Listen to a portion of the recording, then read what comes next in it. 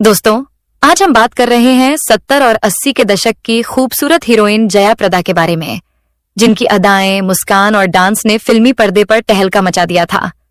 उनकी कहानी सिर्फ फिल्मों तक सीमित नहीं रही, बल्कि उनके करियर, रिश्तों और कंट्रोवर्शियल लाइफ की बातें भी बेहद रोचक और दिलचस्प हैं। तो चलिए जानते हैं कैसे जया प्रदा ने अपनी चमकती फिल्मी दुनिया में कदम रखा और कैसे बनी बॉलीवुड की इस जादूगरनी। लेकिन क्या आप जानते हैं कि अपने टॉप पर चल रहे फिल्मी करियर के दौरान जया प्रदा ने 3 बच्चों के पिता से शादी कर बॉलीवुड को अचानक टाटा बाय कह दिया था। क्या आप यकीन करेंगे कि राजनीति में कदम रखने के बाद एक जाने माने नेता ने उन्हें अपमानित किया, उनकी गलत तस्वीरें खींचकर ब्लैकमेल किया, और वह खूबसूरत अभिनेत्री जो श्रीदेवी से हमेशा नफरत करती रही, आखिर ऐसा क्यों करती थी? उस दौर में जया का क्रेज इतना था कि हर एक्टर और डायरेक्टर उनके साथ काम करने के लिए बेताब रहता था।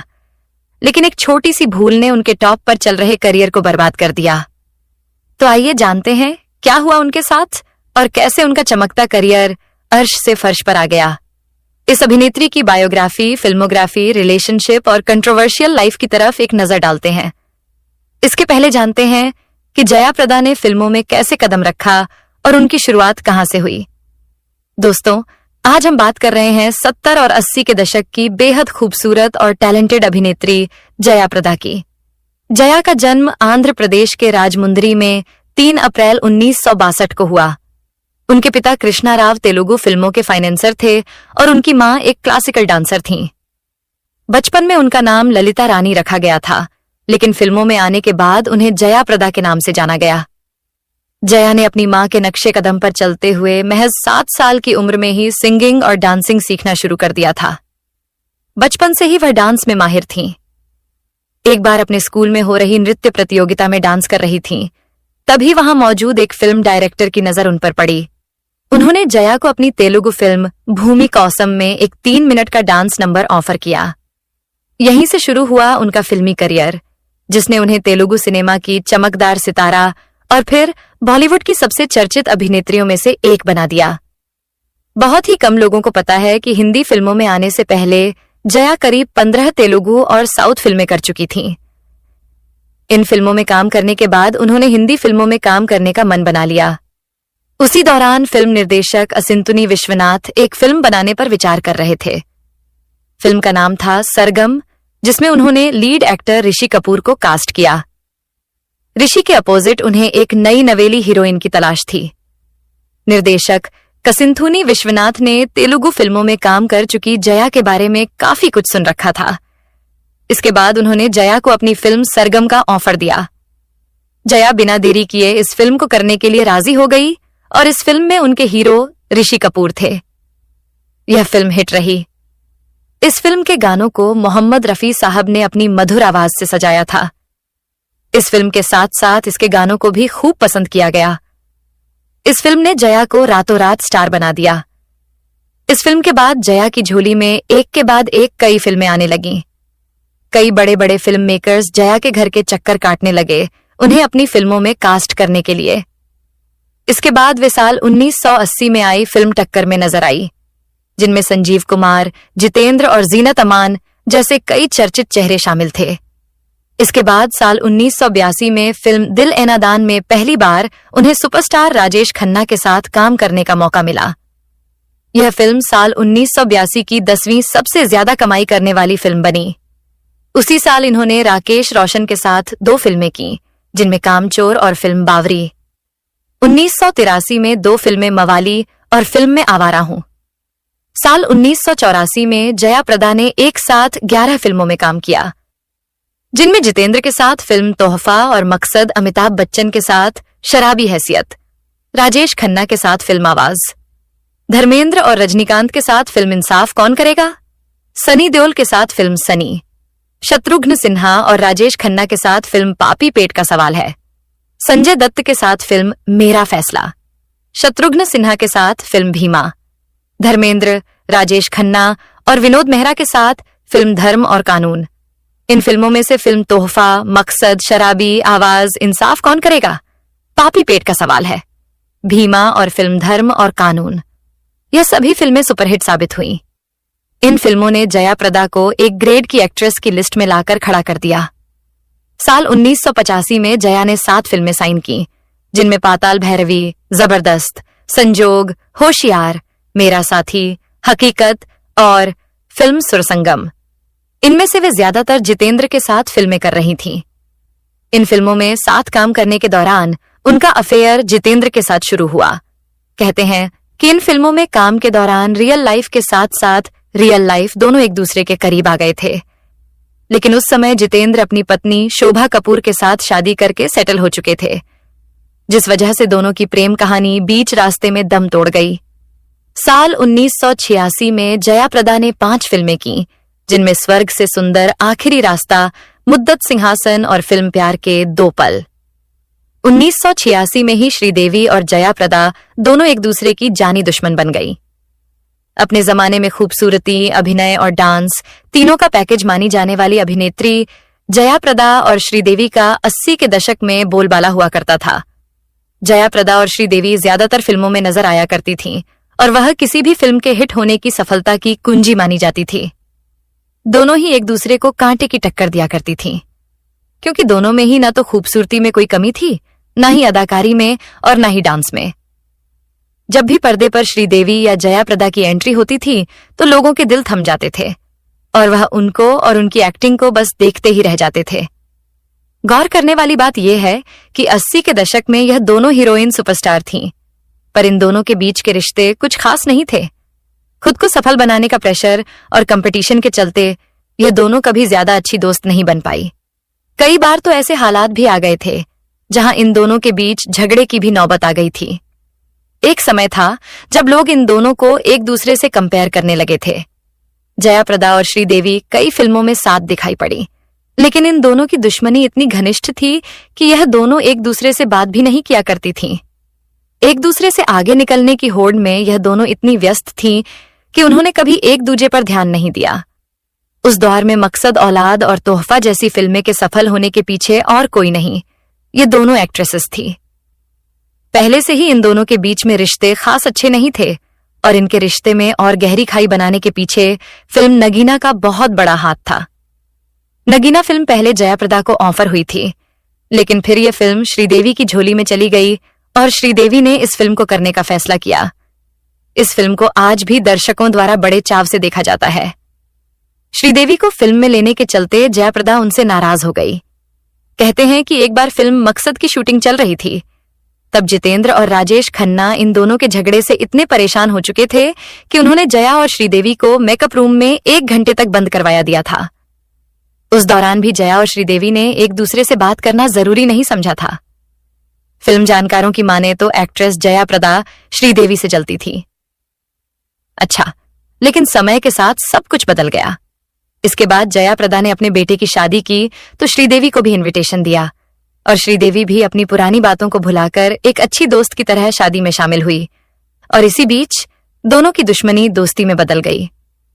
उस समय जया प्रदा का करियर बुलंदियों पर था। इसी बीच जया के साथ कुछ ऐसा हुआ जिसने उन्हें अंदर से तोड़कर रख दिया। बेशुमार काम के चलते जया के पास पैसों की भी कमी नहीं थी और इन्हीं पैसों के चलते इनकम टैक्स का कहर उन पर पड़ा और उस वाकया ने तो एक्ट्रेस की पूरी लाइफ ही पलट के रख दी। दरअसल साल 1985 में जया के घर इनकम टैक्स डिपार्टमेंट की रेड पड़ी थी। एक्ट्रेस का बहुत सारा पैसा जब्त हो गया और यही वह घड़ी थी जब उनकी मुश्किलें शुरू हुईं।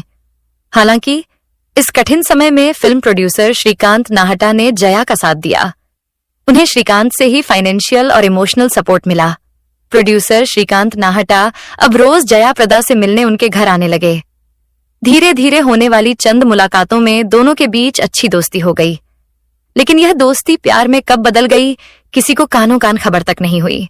हालांकि प्रोड्यूसर श्रीकांत नाहटा पहले से शादीशुदा थे और 2 बच्चों के पिता थे, लेकिन जया श्रीकांत के प्यार में इस कदर दीवानी थी कि वे उनकी दूसरी पत्नी बनकर उनके साथ जिंदगी बिताने के लिए राजी हो गई। कई दिनों तक रिलेशनशिप में रहने के बाद साल 1986 में जया प्रदा ने प्रोड्यूसर श्रीकांत नाहटा से शादी कर ली। इससे पहले श्रीकांत नाहटा की शादी चंद्रा नाम की लड़की से हुई थी। जया और श्रीकांत नाहटा की शादी काफी विवादों में रही, क्योंकि प्रोड्यूसर श्रीकांत नाहटा ने अपनी पहली पत्नी चंद्रा को तलाक दिए बिना ही एक्ट्रेस जया प्रदा से शादी कर ली थी। श्रीकांत से शादी करने के फैसले ने जया प्रदा के करियर को खत्म कर दिया। उस समय एक्ट्रेस का करियर टॉप पर था, लेकिन जब उन्होंने 2 बच्चों के पिता से शादी रचा ली, वह भी उस शख्स से जिसने अपनी पहली पत्नी को तलाक ही नहीं दिया था, जिस वजह से जया की छवि बिगड़ गई। फिल्मी करियर में सतर्क रहने वाली जया पर दूसरी बीवी का टैग लग गया था। धीरे धीरे प्रोड्यूसर्स उनसे अलग होते गए और जया प्रदा को काम मिलना बंद हो गया। वह समय मानो ऐसा था कि जिस इंडस्ट्री ने जया को सब कुछ दिया, उसी इंडस्ट्री ने उनसे सब कुछ छीन लिया। शादी करने के बावजूद दूसरी औरत का टैग जया पर लग चुका था। हालांकि श्रीकांत की पहली बीवी को इस शादी से कोई ऐतराज नहीं था, लेकिन जया को उन्होंने अपने साथ भी नहीं रखा, क्योंकि श्रीकांत नाहटा के घर में उनकी पहली पत्नी और बच्चे रहते थे। न तो श्रीकांत नाहटा ने जया प्रदा को अपने घर में रखा, न ही दोनों का कोई बच्चा हुआ। और इससे भी हैरान करने वाली बात यह थी कि जया से शादी के बाद भी श्रीकांत की पहली पत्नी ने एक और बच्चे को जन्म दिया। दूसरी तरफ जया प्रदा भी बच्चे के लिए तरस रही थी। जब उन्होंने श्रीकांत नाहटा से अपने बच्चे की डिमांड की, तो दोनों के बीच रिश्ते में कड़वाहट आने लगी। दरअसल जया खुद का बच्चा पैदा करना चाहती थी, लेकिन उनके पति श्रीकांत नाहटा इसके लिए कभी राजी नहीं हुए, क्योंकि प्रोड्यूसर श्रीकांत नाहटा पहले से ही जानते थे कि अगर जया प्रदा ने किसी बच्चे को जन्म दिया तो उन्हें और उनके बेटे को इसी घर में रहना पड़ेगा, जिससे उनकी पहली पत्नी चंद्रा और उनके बच्चे उन्हें छोड़कर ना चले जाएं। जब भी जया अपने पति श्रीकांत से बच्चे पैदा करने की डिमांड करती, तो श्रीकांत कोई ना कोई बहाना बनाकर उसे टाल देते थे। इस बात पर दोनों में खूब अनबन भी हुआ करती थी। घर में लड़ाई झगड़े का माहौल पनपने लगा। रोज रोज होने वाले लड़ाई झगड़े से तंग आकर दोनों ने एक दूजे से अलग होने का ठान लिया, और इसके कुछ दिनों बाद दोनों मियां बीवी ने अपने अपने रास्ते अलग कर लिए। और इसी तरह जया का श्रीकांत के प्रति यह लगाव उनके करियर को भी खा गया। उनका फिल्मी करियर ढलान पर आ गया था। पति से अलग होने के बाद और शादी के बाद जया अकेली ही रह गई थी। अपने अकेलेपन को दूर करने के लिए जया ने कुछ कड़े फैसले लिए। उन्होंने अपनी बहन के बेटे को गोद लिया और उसे सम्राट नाम दिया और अपना सारा प्यार बेटे पर लुटाया। और अब जया प्रदा अपने बेटे सम्राट के साथ ही रहती है। पति से अलग होने के बाद जया प्रदा कम ही फिल्मों में नजर आने लगी। साल 1987 में जया प्रदा की फिल्में सिंदूर और औलाद रिलीज हुई। साल 1988 में 4 फिल्में आईं, घर घर की कहानी, मर्दों वाली बात, गंगा तेरे देश में और गंगा जमुना सरस्वती। साल 1990 में जया प्रदा 11 फिल्मों में नजर आईं, जिनमें शामिल थीं मैं तेरा दुश्मन, सौतन की बेटी, घराना, मजबूर, उस्ताद, कानून की आवाज, पराया घर, ऐलाने जंग, शहजादे, जादूगर और आज का अर्जुन। इसके अलावा इसी साल उनकी फिल्में जख्मी जमीन, कानून की जंजीर और थानेदार भी रिलीज हुईं। साल 1991 में उनकी फिल्में थीं इंद्रजीत, सपनों का मंदिर और फरिश्ते। साल 1992 में आई फिल्में त्यागी, मां और सोने की लंका। साल 1993 में उनकी फिल्में थीं खलनायिका, वीरता, इंसानियत के देवता, कुंदन और धरतीपुत्र। साल 1995 में जया प्रदा की फिल्में थीं चौराहा और इंसानियत। साल 1996 में उनकी फिल्में पापी देवता और वीर। साल 1997 में जीवन युद्ध और लवकुश रिलीज हुई।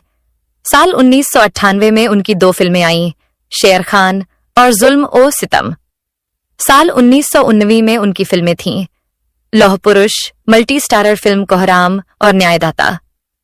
जया प्रदा ने कई नामी कलाकारों के साथ फिल्मी पर्दे पर रोमांस किया, जिनमें जितेंद्र, अमिताभ बच्चन, राजेश खन्ना, राज बब्बर, मिथुन चक्रवर्ती, शत्रुघ्न सिन्हा, विनोद खन्ना, कमल हासन, ऋषि कपूर और सनी देओल शामिल हैं। इन अभिनेताओं में से उनकी जोड़ी सबसे ज्यादा हिट रही जितेंद्र के साथ। इन फिल्मों में काम करने और अपनी शानदार एक्टिंग के कारण जया प्रदा को कई फिल्म फेयर अवार्ड से भी नवाजा गया। साल 2000 के बाद भी जया प्रदा ने केवल कुछ ही फिल्में की, क्योंकि इसके बाद जया अभिनेत्री से राजनेत्री बन गईं। बॉलीवुड की सफल अभिनेत्री की किस्मत राजनीति में भी खूब चली। साल 1954 में जया प्रदा ने तेलुगु देशम पार्टी में शामिल हुईं। टीडीपी ने उन्हें केवल 2 साल बाद ही राज्यसभा सांसद बना दिया। साल 2004 में वह समाजवादी पार्टी की सदस्य बनी और रामपुर से सांसद भी रहीं। साल 2019 में जया प्रदा बीजेपी में शामिल हुई और आजम खान के सामने रामपुर से चुनाव लड़ी, लेकिन बदकिस्मती से जया यह चुनाव हार गईं। राजनीति में आने के बाद भी विवाद जया का पीछा नहीं छोड़ रहे थे। उनकी सबसे चर्चित दुश्मनी समाजवादी पार्टी के नेता आजम खान से हुई। जया और आजम के बीच तनाव करीब 15 साल पुराना है। दरअसल साल 2004 में आजम खान रामपुर से चुनाव लड़ना चाहते थे। तत्कालीन सपा अध्यक्ष मुलायम सिंह यादव के बेहद करीबी अमर सिंह जया के भी करीबी थे। ऐसे में आजम खान को रामपुर से चुनाव का मौका नहीं मिल पाया। बस यहीं से जया प्रदा और आजम खान के बीच तनातनी शुरू हुई। इस झगड़े और विवाद की बात इतनी बढ़ गई कि नेता आजम खान ने साल 2009 में जया प्रदा की गलत तस्वीरें खींचकर उन्हें ब्लैकमेल करने का प्रयास किया। इसके साथ ही जया ने यह भी आरोप लगाया था कि आजम खान उनकी फोटोज के साथ गलत तरीके से छेड़छाड़ कर उन्हें वायरल कर रहे हैं। जया ने आजम पर बदनाम करने का आरोप लगाया। खैर, तमाम विवादों से निकलने के बाद जया फिर से फिल्मों में काम करने लगीं। उन्होंने अपनी वापसी में कई फिल्में की, जिनमें शामिल हैं साल 2004 में मल्टी स्टारर फिल्म खाकी, साल 2006 में फिल्म तथास्तु दशावतार, साल 2011 में फिल्म प्राणायाम, साल 2013 में फिल्म रज्जो और साल 2018 में 3 फिल्में किनार, केनी और सराभा, जो इनकी आखिरी फिल्में रहीं। आज जया प्रदा अपने बेटे सम्राट के साथ रहती हैं और एक खुशहाल जिंदगी जी रही हैं। वे कभी कभी रियलिटी शो में भी नजर आती हैं। खैर दोस्तों, आप एक्ट्रेस जया प्रदा के बारे में क्या कहना चाहेंगे? अपने विचार कमेंट में जरूर बताएं। अगर आपको ऐसे ही फिल्मी कहानियां और